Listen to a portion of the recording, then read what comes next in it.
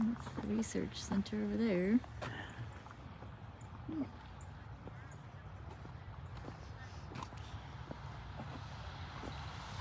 It says to walk between the huckleberry hedge, and in case we weren't sure what a huckleberry hedge looks like, there's a sign.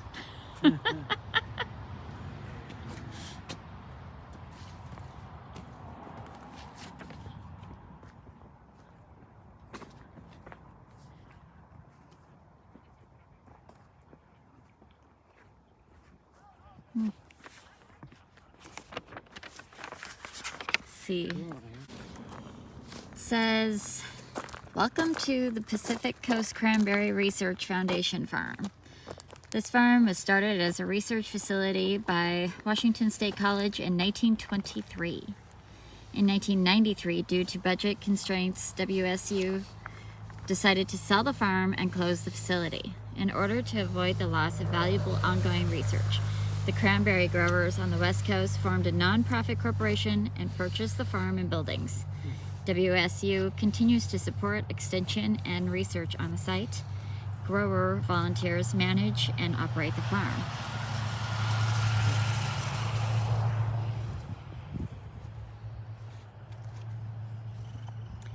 Cranberry research in progress. Do not enter bog or remove flags. Yeah, I was not planning on that. Researching ways to help manage cranberry tipworm. Gross. It says cranberries have been grown in Washington State since 1883. Wow. There are 8,000 acres of cranberries on the West Coast, grown in Bandon and Seaside, Oregon, Longbeach and Grayland, Washington, and southern British Columbia.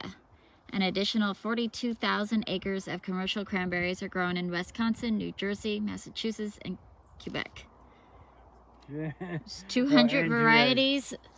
And Tibet. And Quebec. There's 200 varieties, over 200 varieties of cranberries, and only 10 are produced commercially.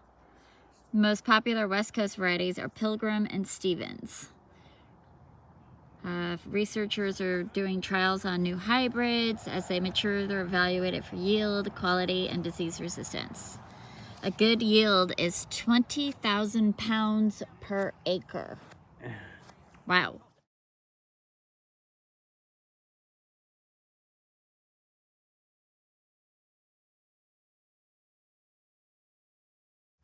All of their bogs are labeled. Bog 1, variety trials. Variety plots, 2003. Stevens surrounding variety plots, 2013. On the other side is Bog 4, Grygleskies. I have no idea. Grygleskies. Sure. What happens to cranberries in a warming climate? When cranberries get planted, they can continue to produce for 20 or more years. Yeah. We know that locally we're seeing warmer summers and more single-day heat events, and we want to provide growers with more information on which varieties will produce best now and down the road. We're using these mini greenhouses. You can see right there. I lost my place.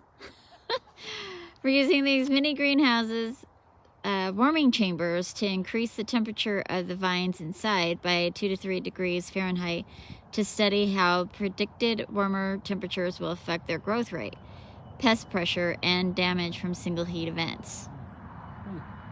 Oh, okay, cool. Raptor pole in the north allows hawks and owls to perch while hunting for small rodents, which can damage cranberry bogs.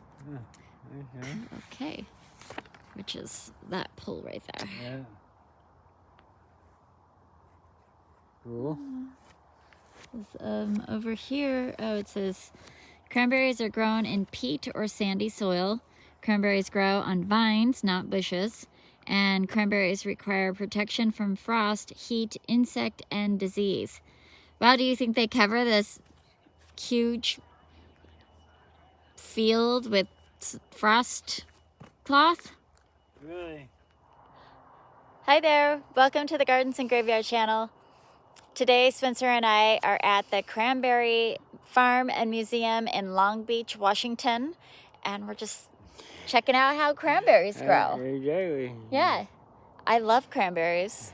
I obviously don't grow them. I don't have a bog. A bog. I do wonder, so 20,000 pounds per acre. Obviously, I don't need 20,000 pounds. So what's the conversion rate if I want like 2 pounds? Could I do that in like a small bog pond? Possibly. Things to wonder. Well, anyways, I hope you enjoy this. We're just taking a walk and checking out the bogs, and I'm just reading off of their self-guided brochure about growing cranberry facts. So cranberries are planted from mowed cuttings or prunings.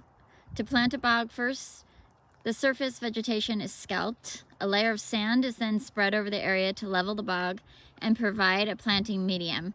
Vines are spread by hand over the prepared area and pushed into the ground about 3 inches with a blunt disc.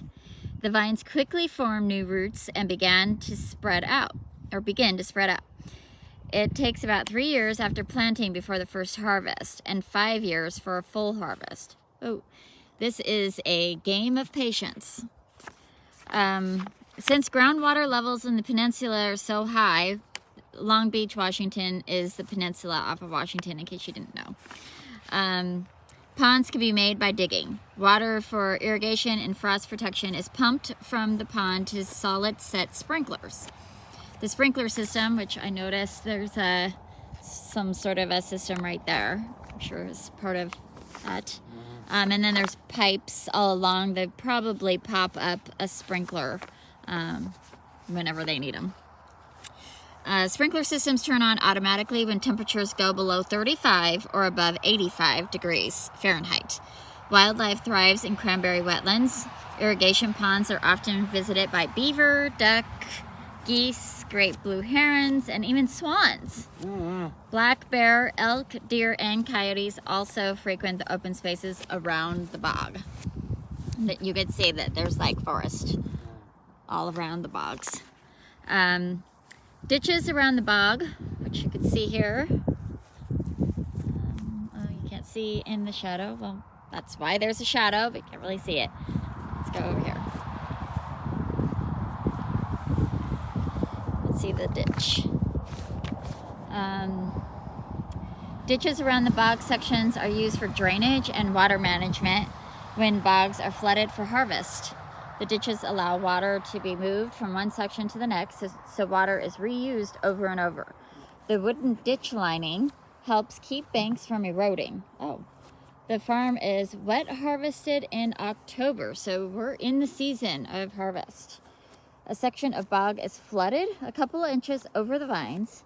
A machine with a large spinning wheel in the front is driven through the bog to free the berries from the vines. And the cranberries float on the water and are corralled to one side by a long floating broom.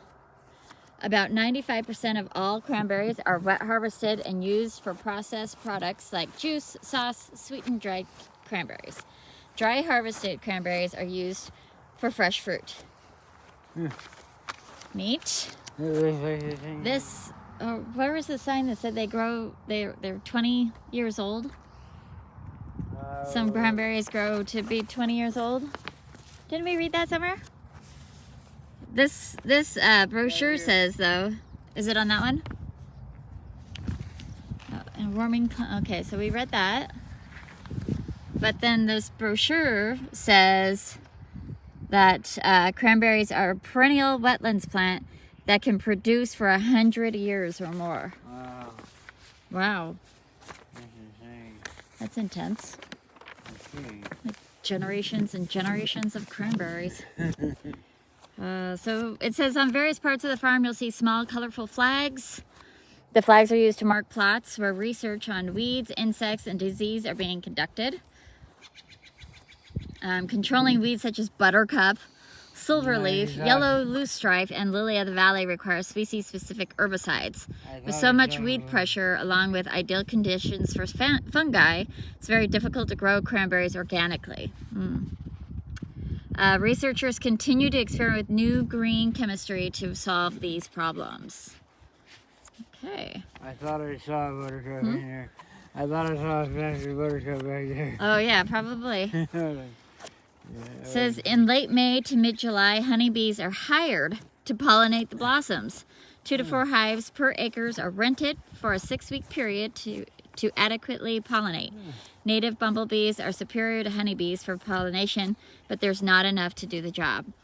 To encourage bumblebees to take up residence near the bogs, many growers plant bee gardens of heather and other blue or purple flowering plants. That man over there has one of those fancy machines that gather all the cranberries. Fun.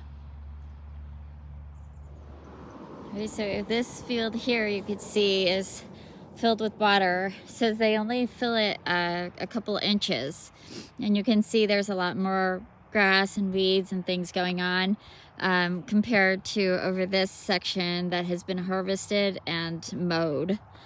So they'll be gathering cranberries from this side pretty soon, I guess. The machine like beats the fruit off of the vine, so we're not gonna just see them just like popped up and floating without the help of the machine. I suppose. Buttercup. What? Can you see it? Buttercup. Oh yeah, that's buttercup. This broadleaf plant is buttercup, one of the weeds that they're researching on how to get rid of in the bogs. Cool. Oh, here's the hedge of heather planted for the bumblebees. And it says, Bumblebee Garden of Heather provides forage for bees before and after cranberry bloom. We're gonna head into the museum over there and see if we can find out some more information.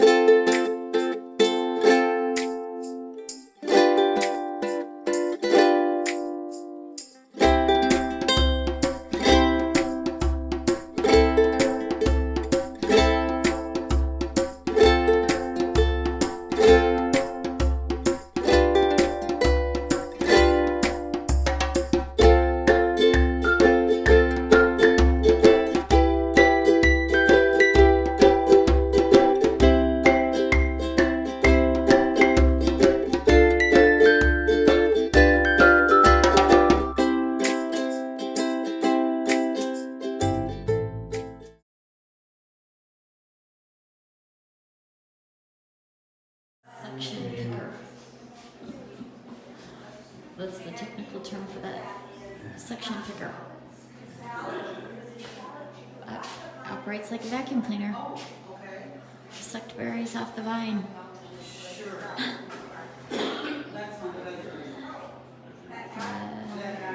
Replaced by more efficient water beaters. Alright. These are the water beaters. There's the actual machines. Oh yeah, look at It's in the side. yeah, that's what it looks like.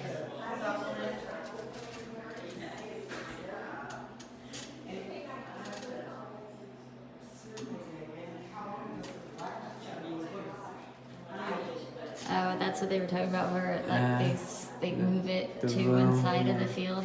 Yeah. Yeah, with nets or whatever. There you The have it. boom is drawn tighter. Now you. Oh, and then it goes into a conveyor belt. Yeah. And then like this one. That would be fun to watch. It would be really cool to watch. I was curious about this, the frost protection, but they said that they Yeah. spray it down with water if it gets below 35. Nah. And if you release a heat component, a natural heat component.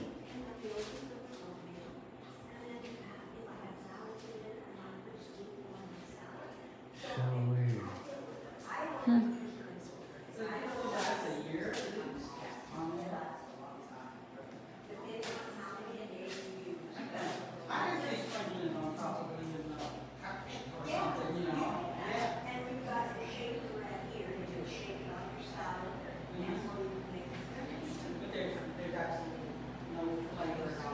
Well, I'm really glad my weed whacker doesn't look like this thing anymore. There's an old sorter. Neat.